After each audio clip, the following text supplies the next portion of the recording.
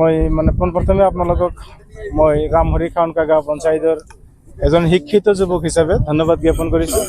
লগতে আমাৰ ৰামহৰি খাউনকা গাঁও পঞ্চায়তৰ যিখিনি সমস্যা আছে এইখিনি আজি নহয়, আজি এতিয়া যদি ষ্টাৰ্ট কৰোঁ কালি বা পৰহি শেষ নহ'ব।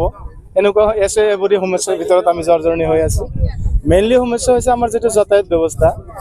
যাতায়াত ব্যৱস্থাটো এনেকুৱা অৱস্থা হৈছে যে আমাৰ যিমানখিনি স্কুলীয়া ল'ৰা ছোৱালী আছে, কলেজৰ ল'ৰা ছোৱালী যিখিনি আছে, তেওঁলোকে স্কুলত বা কলেজত যোৱাত এনেকুৱা এটা পৰিৱেশ নাই যে সুস্থ এটা পৰিৱেশ লাগে। অহা যোৱাত বহুত কষ্ট, মানে বানপানী আহিলে এই নদীখন পানীৰে উপচি পৰে, অহা যোৱাত বহুতো কষ্ট হৈ পৰে। বানপানী আহিলে সঠিক টাইমত বিদ্যালয়ত উপস্থিত হ'ব নোৱাৰোঁ। চৰকাৰক মই অনুৰোধ কৰিছোঁ যে এইখন ৰাস্তা অতি সোনকালে উঠাব লাগে আৰু এই নদীটোত এখন দলঙৰ প্ৰয়োজন।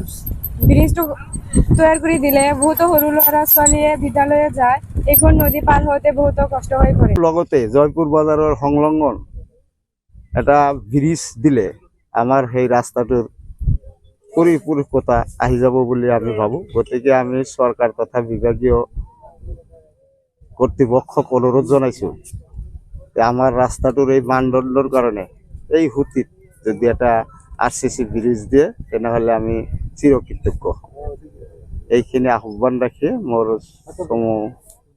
আবেদন ইয়াতে সামৰণি।